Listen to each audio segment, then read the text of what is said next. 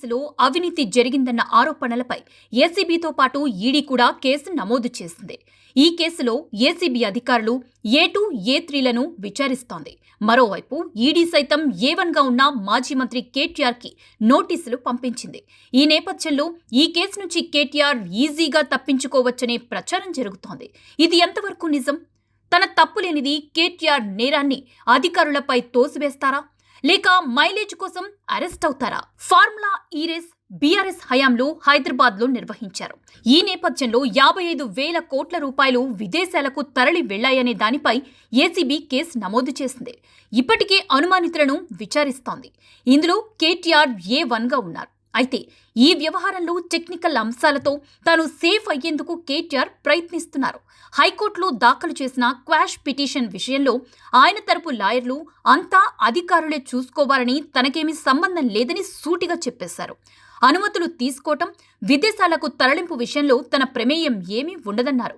ఒప్పందం ప్రకారం డబ్బులు చెల్లించాల్సి ఉందని, చెల్లించారని, అంతేకాని అవినీతి జరగలేదన్నారు. ఇలాంటి వ్యవహారాల విషయంలో రాజకీయ నేతల ప్రమేయం ఎంతవరకు కోర్టులో నిలబడుతుందన్న దానిపై అనేక సందేహాలున్నాయి. ఎందుకంటే రాజకీయ నేతల అధికారాలు, ఆదేశాలు అన్ని నిబంధనల ప్రకారం అమలు చేయటం అధికారుల బాధ్యత.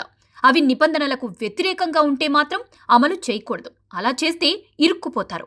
ఫార్ములా కేసు విషయంలో కేటీఆర్ నోటి మాట ద్వారా ఆదేశాలిచ్చారు. దాంతో ఆయన ప్రమేయం నేరుగా లేదు. అరవింద్ కుమార్ నేరుగా డబ్బులు బదిలీ చేశారు. ఇలా డబ్బులు బదిలీ చేయాలంటే ఓ ప్రక్రియ ఉంటుంది. కానీ అప్రూవల్స్ తర్వాత చూసుకుందాం, ముందు డబ్బులు పంపేయమన్నారు కేటీఆర్. అలాగే చేశారు అధికారులు.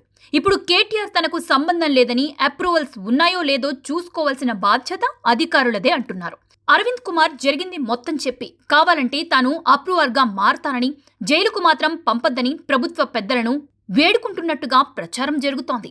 ఇలాంటి సమయంలో కేటీఆర్ అరవింద్ కుమార్ని పూర్తి స్థాయిలో ఇరికించేలా హైకోర్టులో పిటిషన్ దాఖలు చేశారు. మరి టెక్నికల్ గ్రౌండ్స్ మీద కేటీఆర్ బయటపడతారా, లేకపోతే అంతా చేసేసి అధికారుల మీద తోసేస్తే ఎలా అని షాక్ తగులుతుందా అనేది చూడాలి.